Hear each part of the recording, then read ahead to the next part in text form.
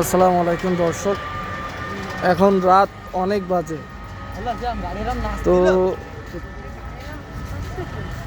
শীতের ভিতরে আপনারা দেখতে পাচ্ছেন কত মানুষের জনজীবন দুর্ভোগ। কি হয়েছে বাবা?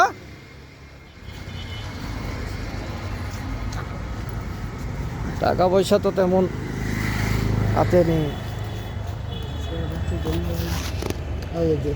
এই যে বাবা,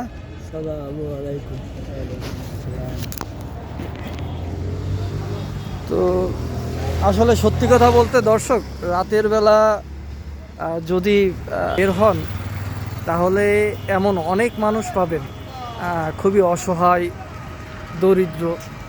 তো এখন বাজে প্রায় কয়টা বাজে? এখন এখন তাও 12টা বাজে। এখন বাজে হচ্ছে 11:30। তো খুবই খারাপ, মানে কি বলবো, মাঝে মাঝে যখন দেখি যে খুব অসহায় মানুষ, খারাপ লাগে আসলে। আমরা আমাদের বাসায় অনেক অপ্রয়োজনীয় জিনিস, খেতা কম্বল, অনেক কিছু আসলে রেখে দিই। এগুলো যদি আসলে আমরা এই অসহায় দরিদ্র মানুষদের মাঝে বিলিয়ে দিই তাহলে অনেকের অনেক উপকারে আসে। দর্শক, আপনারা কিন্তু এই হেল্পটুকু অন্তত মানুষের করতে পারেন যে আমাদের বাসায় অনেক দেখা যাচ্ছে হালকা একটু ছেঁড়া কম্বল আছে বা অনেক আছে, ওইগুলো ধুয়ে পরিষ্কার করে যদি আপনারা এই ধরনের অসহায় মানুষদেরকে যদি একটু দিতে পারেন তাহলে আসলে কিছুটা হলেও তাদের শীতটাকে একটু কন্ট্রোল করতে পারে।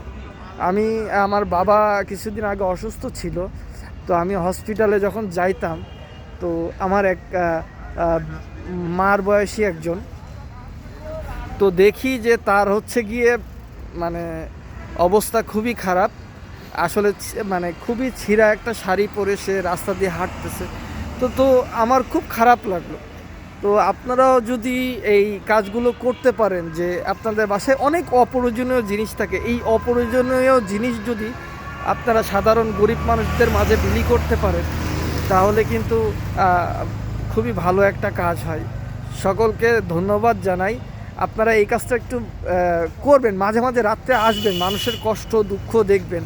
আমার কিন্তু প্রচুর শীত, তারপরেও আমি আজকে বের হয়েছি। সো আপনারাও কিন্তু বের হতে পারেন। সকলকে ধন্যবাদ জানাই। আসসালামু আলাইকুম।